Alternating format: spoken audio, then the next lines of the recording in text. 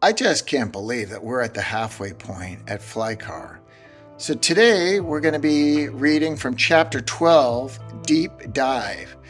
In this chapter, one of the themes is facing your fears.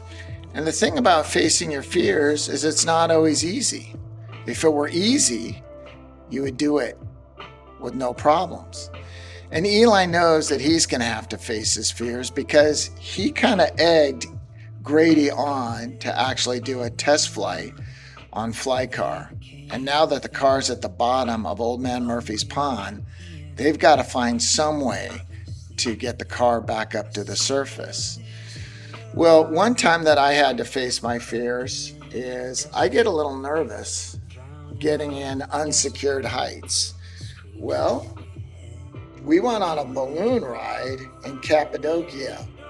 And the balloon ride starts early in the morning when you get there at about 5:30 in the morning. So we did that, and I was a little nervous, to be honest with you. So we get going, and we're starting to lift up, up, up, away from the surface of the earth. So 12 of us in the basket, and one of the people that are in the balloon ride say, "Well, exactly how far are we up?"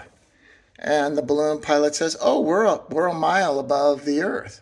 And at that point, I start to get clammy hands and start hyperventilating and dropping down to the bottom of the basket. Well, it got better. As you can see from the picture, I'm all smiles here as we're getting closer back down, and there's beautiful rock formations and all those sorts of things. So Eli has to face his fears, and he's going to have to go into the dark waters of Old Man Murphy's pond.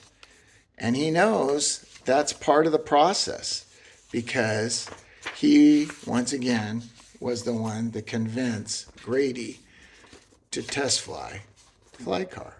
And so here we go.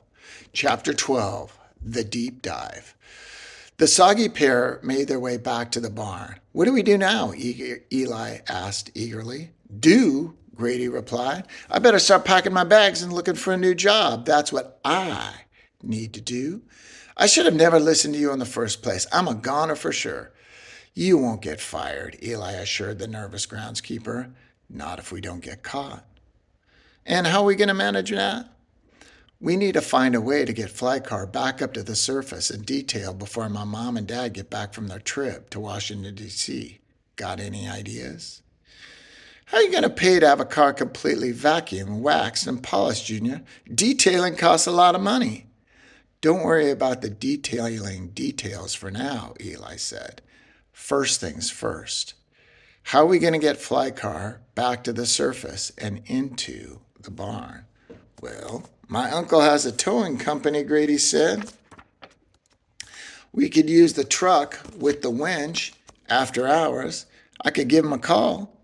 Grady secured the towing rig for that very evening.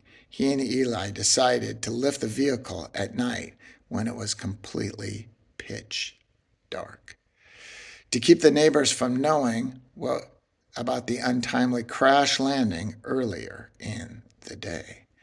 Grady told Eli to meet him at the base of the old willow tree at 10:30 p.m.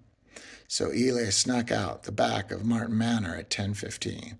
The night was pitch black. Fireflies dotted the grass like nature's fireworks show. The air was cool for mid-May, which made Eli zip up his hoodie. Eli signaled the flashlight twice, and Grady responded by holding up 3 neon green scuba diving glow sticks. A full moon reflected off the glassy surface of Old Man Murphy's pond. "So, what's the game plan?" Eli asked. "Well, since you're a better swimmer than I am," Grady said, "I thought you could swim out into the middle of the pond, dive down, and connect this towing hook to Flycar's bumper." "I was afraid you were going to say that," Eli finished with a nervous smile. Then, can I try to pull the car out? Got it. I guess so, Eli said. Come on, what are you waiting for? The night isn't getting any younger. Besides, I need to get the tow truck back to my uncle before tomorrow morning at the latest. Grady reached the bag of snorkeling gear he had brought him. Eli dutifully peeled off his clothes down to his surf shorts and swim shirt. Grady gave him the 3 glow sticks. Eli placed one in each hand and the third around his neck.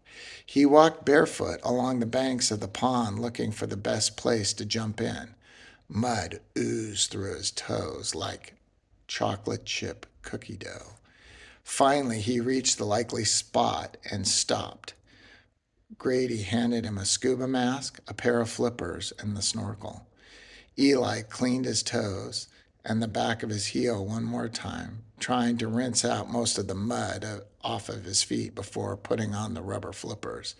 They fit comfortably, like Cinderella's glass slipper. From there, he adjusted the mask on his face to seal the fit.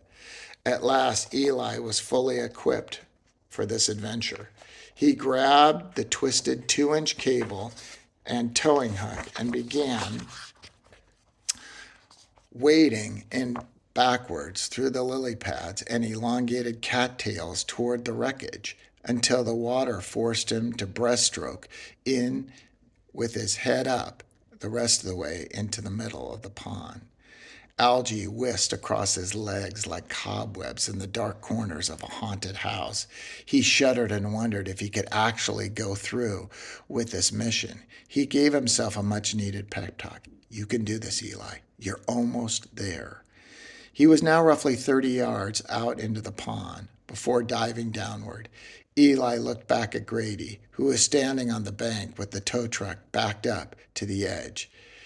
Now came the worst part of the mission, descending deeply into the murky depths to locate his dad's classic car. Eli took in massive gulps of air, as he had once seen pearl divers do in a public television program, and took the plunge. As he descended, a largemouth bass suddenly popped into his field of vision and stared directly at him with the massive, bulging eyes. The mask's magnification made the creature look 3 times larger than it actually was. His heart was thumping, thump, thump, thump, thump, thump, as he broke the surface, abandoning his goal, frightened and gasping for air. The glow sticks made the surface of the water appear radioactive. He began to wonder if he could actually go through with this dive. After taking in a few gulps of oxygen, he began to collect his thoughts. He remembered the tire experiment in which he had captured the similar-looking fish. The thought calmed him enough to make another diving attempt. Once again, Eli began accumulating as much air as possible in his lungs. When he was at the maximum lung capacity, he made the quick 180-degree turn and began kicking his flippers vigorously down, down, down. The movement propelled him downward to the bottom of the pond. He reached Fly Car in 15 seconds. This gave him another 30 seconds to attach the towing hook to the back bumper. He looped the hook and steel cable firmly around the middle of the bumper, tied off the back, and with his last bit of energy gave the cable a firm tug. Boonk, boonk. His lungs were on fire as he began the ascent back to the surface and safety. Grady greeted him with a well-deserved dry towel.